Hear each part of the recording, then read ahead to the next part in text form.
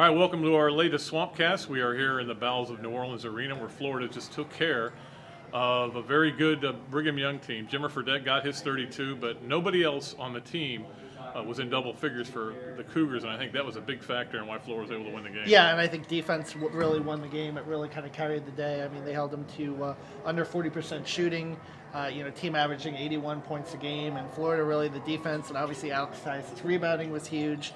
And in overtime, just coming up with the big plays and the big shots. Kenny Boynton had 5 straight points in overtime. Tyus with the big putback, and 4-1 in overtime. This seems to be an overtime team, getting their legs under them.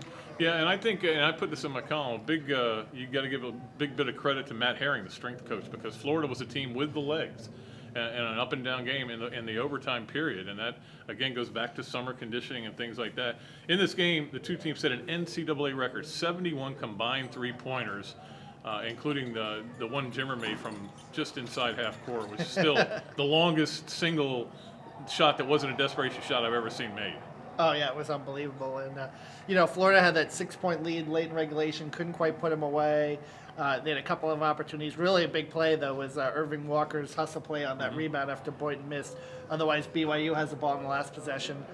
Florida, Chandler Parsons goes to the rack, tries a bank shot. It doesn't work out. But, they regroup, and in overtime they managed to do it, Pat. And this is just one of those teams. I don't know what you see in them in terms of their moxie of why they've gotten this far.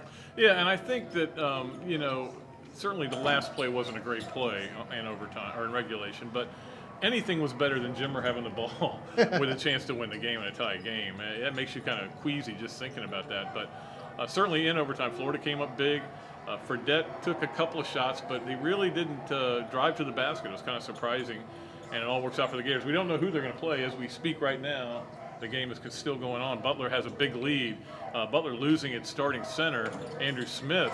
I don't know how serious it was. It looked pretty serious, so we'll see if we'll find out more about that tomorrow. But I'm telling you, Wisconsin basketball is painful to watch. That was have they scored yet in the second half? I don't know if they have or not. Unbelievable. Yeah, if it's Butler, Brad Stevens trying to go to the Final Four again. And Interesting to point on Fredette that you were talking about. Kenny Boynton told me in the locker room after the game he felt like he was kind of settling. He wasn't really going to the rack as aggressively. They also forced 2 turnovers on him in the overtime period. And remember, Fredette obviously had 11 in the double overtime win last year. So obviously shutting him down and shutting down the rest of the team was okay. It looked like Jackson Emery was going to have a big night. He hit those 2 threes early, and but they managed to shut him down. And, they shut him down because he got 2 fouls on him. And once he got the 2 fouls and sat out the rest of the half, it's almost like he went over there and cooled off on the bench. And I think he was 0 for 8 the rest of the game, or 0 for 5 the rest of the game.